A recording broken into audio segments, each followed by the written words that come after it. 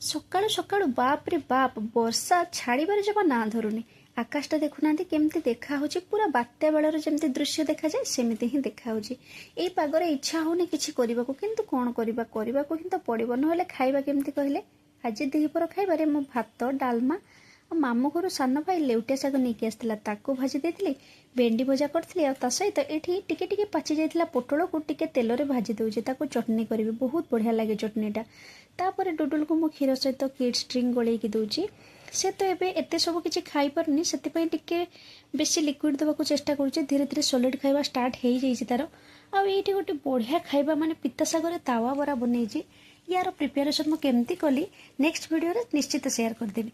तापर मो हस्बैंड को खाइबा को दे देथिली काहेकि से खाई साला परे हॉस्पिटल जिवे। और एठी डुडुल पई मु चकुटा भात सिझा आलू और ता सहित क्षीर नहीं आछि।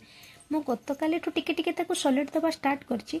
से अल्प अल्प करके खाउछि, चेष्टा करूछि खाइबा पई, किंतु ता जेहेतु पाटे टिके टिके एबे भी पड़ुछि सेति पई खाई पारुनी एते।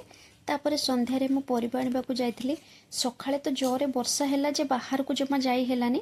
आ परिबार जो रेट लो माँ कौन कहबे, आ परिबार आ हाथ मारी हबनी जहाँ जना पड़लानी। तापरे राति रे मु रुटी कर देथिली आ ता सहित पनीर बटर मसला को खाई देथिलु। पनीरटा मु बनै नथिली, सेटा किणा ही के आस्तिला। आशा करछि मो वीडियोटा आपन मानकू निश्चित भल लागिथिबो। जदि भल लागिथिबो